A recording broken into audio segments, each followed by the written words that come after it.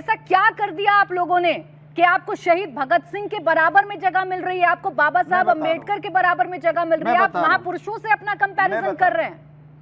देखिए पराची जी, देश की आजादी की जब लड़ाई हुई थी, ये शहीद भगत सिंह कौन थे जिन्होंने अंग्रेजों के सामने सर नहीं झुकाया? उन्होंने कहा मुझे फांसी पे चढ़ना मंजूर है लेकिन मैं अंग्रेजों के सामने सर नहीं झुकाऊंगा।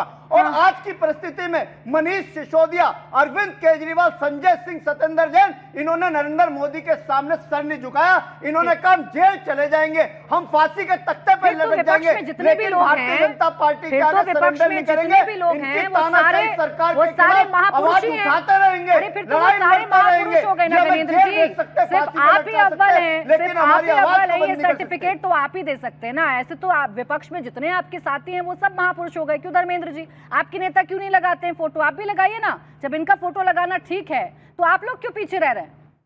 देखिए हम बात बुनियादी मुद्दों की कर रहे हैं। नहीं, मेरे पहले टॉपिक का, पहले मेरे सवाल का जवाब दीजिए। के चुनाव में पहले सवाल का जवाब दीजिए। मुद्दों पर बोलने के लिए आपको मौका दूंगी, पहले सवाल का जवाब दीजिए। आप कम है क्या? आप इनकी तरह लड़ाई नहीं लड़ रहे हैं? नहीं, भारतीय जनता पार्टी ने जो परिस्थिति देश के सामने खड़ी कर दी है वो अघोषित आपकी इमरजेंसी है। इस देश में युवा सड़कों पर रहता है तो भारतीय जनता पार्टी उस पर लठ बरसवाती है। नहीं, आप किसान आता है तो कील लगवा देती है। अब मुझे बताइए कील से लड़ने वाला कौन है? देखिए अब ऐसे नहीं होगा ना। मैं कह रही हूँ आप मुद्दे गिनाइए। आप पूरा, आपको 2 मिनट चाहिए, 3 मिनट चाहिए, 4 मिनट चाहिए, मैं आपको पूरा टाइम दूंगी। मुद्दे गिनाइए, पूछिए सवाल, शिवम त्यागी जी से जवाब देंगे वो।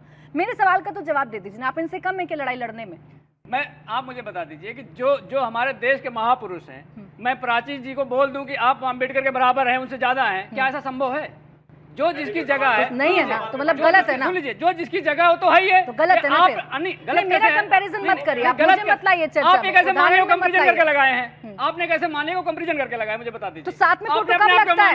नहीं, साथ में फोटो कब लगता है फिर? नहीं, साथ में फोटो कब लगता है? आप क्यों मेरे साथ है? आप एंकर है, मैं पार्टी का प्रवक्ता हूँ। धर्मेंद्र, जब ऐसे तर्क करना हो तो बेवजह कितने भी तर्क कर सकते हैं। तो यानी कि जो साथ खड़ा है वो बराबर तो है ना, दर्जा तो बराबरी का है ना, दर्जा तो बराबरी का है ना। आप खड़े तो दर्जा बराबरी का है ना। मैं ज्यादा नहीं हूँ और आप कम नहीं है ना। डेजिग्नेशन अलग अलग है, गुमराह मत करिए, गुमराह मत करिए। डेजिग्नेशन अलग अलग है, लेकिन आप मेरे बराबर में खड़े हैं क्योंकि हम बराबर हैं। यहाँ कोई ज्यादा और कम नहीं है धर्मेंद्र जी।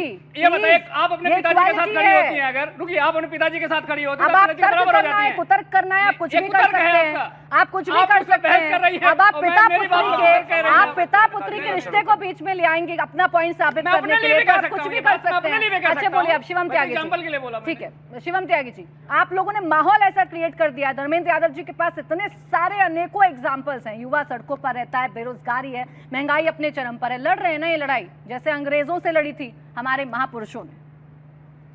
मेरे पिता अगर होते और मेरे पिता अगर इसी पैनल पर किसी पार्टी के प्रवक्ता होते, वो साथ में होते, सम्मान से लेकर हर चीज में वो मुझसे ऊपर होते, लेकिन यहां पर बराबर होते, तो हाँ हो सकता है वो भी जो आप सवाल पूछ रहे थे। दूसरा, जहां तक इन्होंने कहा कि भाई ये तमाम चीजें हैं और इस तरीके से होता है और फायदा नुकसान भी होता है, और अरविंद केजरीवाल तो भगत सिंह है, अरविंद केजरीवाल तो महात्मा गांधी है, शुक्र मानिए अरविंद केजरीवाल को थोड़े दिनों में भगवान राम बताने लग जाएंगे। ये अरे कमाल बात हो गई। ये चोरी करने वाले कैसे भगत सिंह और महात्मा गांधी और श्री राम हो सकते हैं? भाई क्या हो गया आप लोगों को? जो बनाना है बनाइए, लेकिन कम से कम इस देश के आइडल्स का, इस देश में जिन लोगों ने इस देश के लिए जान दे दी, उनके बराबर में फोटो लगाने से कोई भगत सिंह नहीं हो जाता।